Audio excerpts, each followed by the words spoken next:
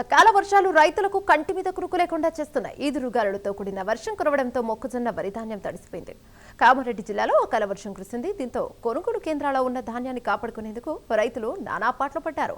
కొందరు టార్పలైన్లు కప్పి పంటను కాపాడుకోగా మరికొందరు కవర్లను కప్పేలోపే వర్షపాతం నమోదైంది. ఇక 20 రోజులుగా కాపాడుకుంటూ వస్తున్న ధాన్యం చివరకు ఇలా తడిసిపోయిందని ఆవేదన వ్యక్తం చేశారు. మా వడ్లు కాంట అయిపోయిన తర్వాత ఈరోజు లారీ కూడా వచ్చిన తర్వాత కాంట చేద్దామంటే ఎండ బాగుంట్లో కొంచెం ఈవినింగ్ చేద్దామని చెప్పేసి ఊకున్నారు.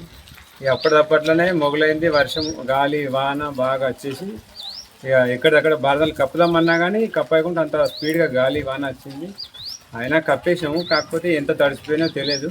కాకపోతే దాని గురించి ఏదైనా అధికారులు మా గురించి ఏదైనా ఆలోచించి, ప్రభుత్వం కానీ అధికారులు కానీ ఏదైనా రైతుల గురించి ఆలోచించి కొంచెం రైతులను పట్టించుకొని మంచి చేయాలని కోరుతున్నాను.